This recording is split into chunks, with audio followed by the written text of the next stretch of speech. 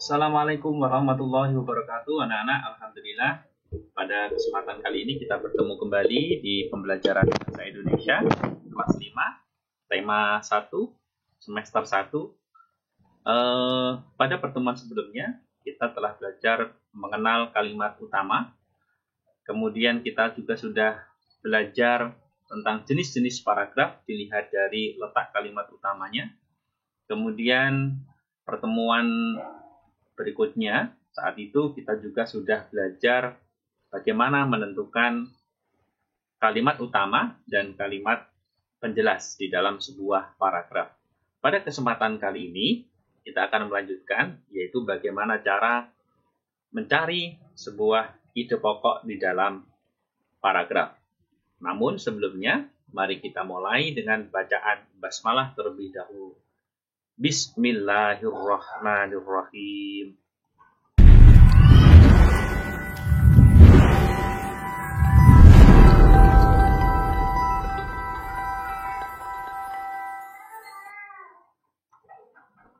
Baik, anak-anak. Nah, setelah kita mempelajari pertemuan pada kali ini, maka kalian nanti akan dapat mengetahui pengertian ide pokok itu. Kemudian, kalian juga akan mengetahui nama lain dari ide pokok. Dan yang terakhir, kalian bisa menentukan ide pokok dari sebuah paragraf.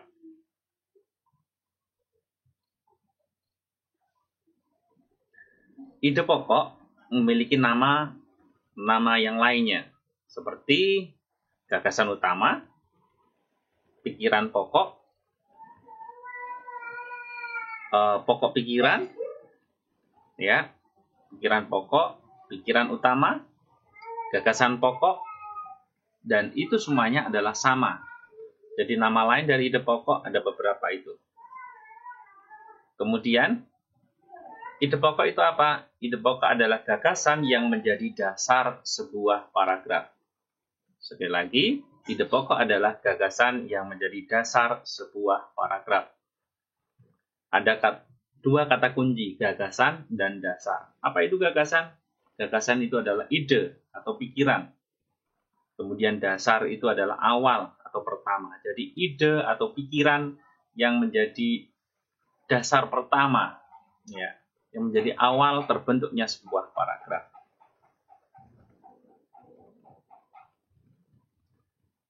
Ini ada ide pokok, ya. Jadi kalau kita ingin membuat sebuah paragraf, maka kita tentukan ide pokok dulu, gagasan awal dulu.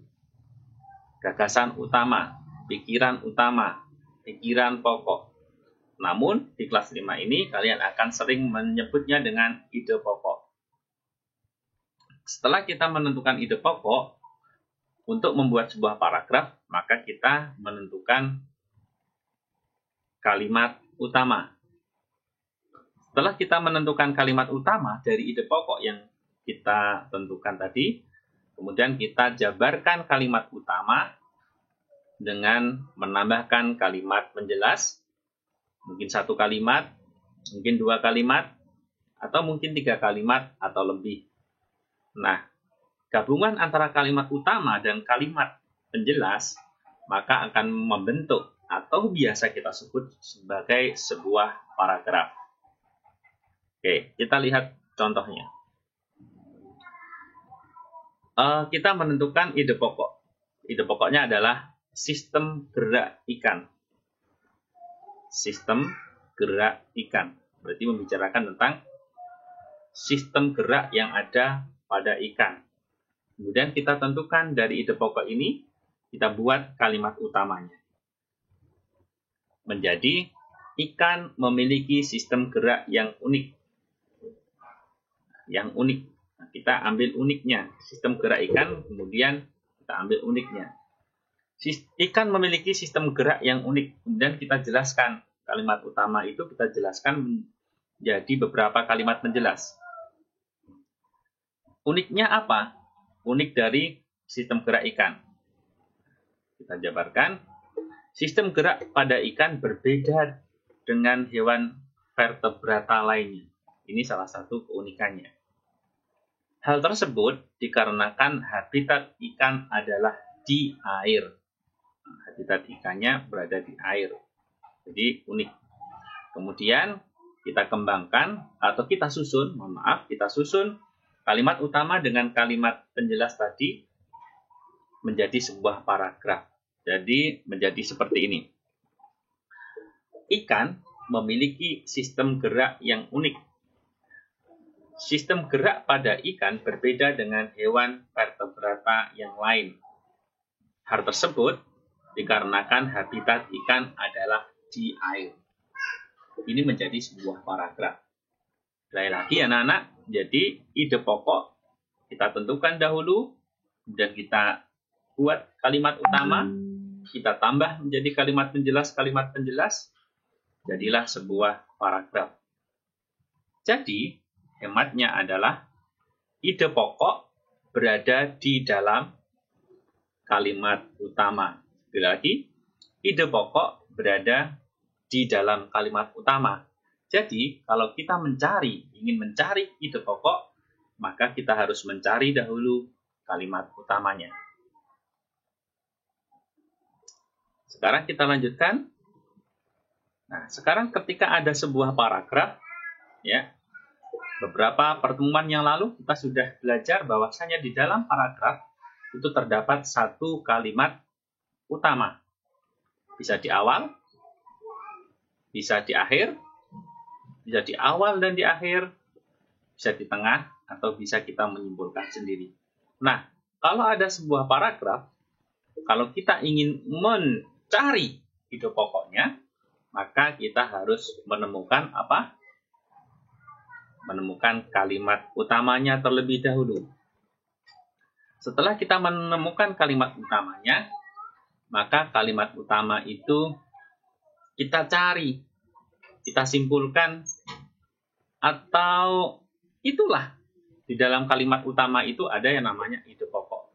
Akan kita pelajari pada slide berikutnya, nanti ada trik-trik untuk mencari ide pokok. Kita lanjutkan pada bagian ini terlebih dahulu.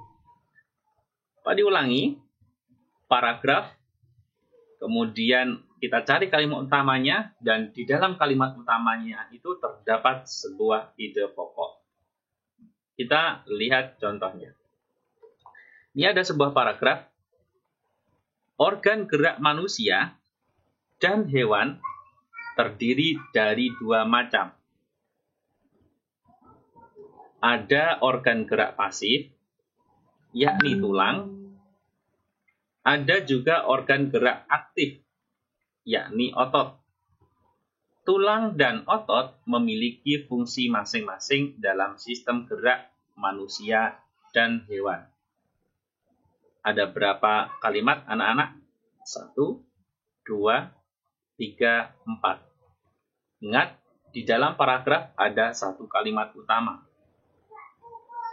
Setelah kita membaca secara menyeluruh, kita pahami paragraf ini, maka kita tentukan kalimat utamanya. Kalimat utamanya kita dapat adalah organ gerak manusia dan hewan terdiri dari dua macam. Setelah kita dapat kalimat utama, maka di dalam kalimat utama itu adalah terdapat ide pokok. Ide pokoknya adalah organ gerak manusia dan hewan terdiri dari dua macam. Jadi, di dalam kalimat utama terdapat ide pokok. Di dalam kalimat utama terdapat ide pokok. Baik. Sekarang kita lanjutkan.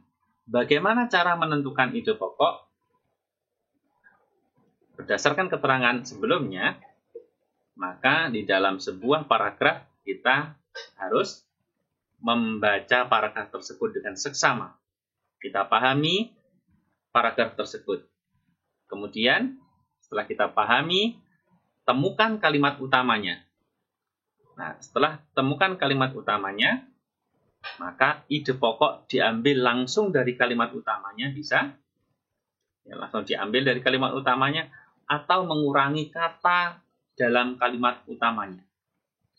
Maksudnya adalah kita mengubah kalimat utama itu dengan mengambil beberapa bagian kata saja. namun maksudnya tetap sama. Baik.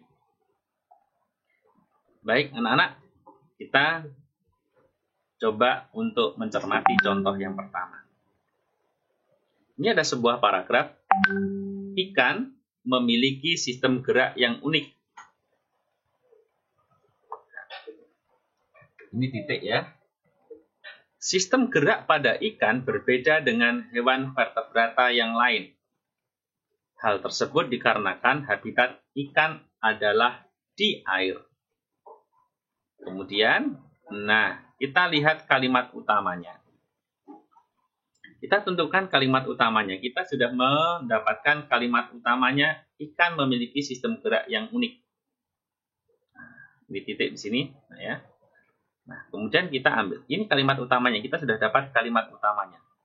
Maka, kalimat yang lain merupakan kalimat pengembang atau kalimat penjelas. Ini kalimat berikutnya.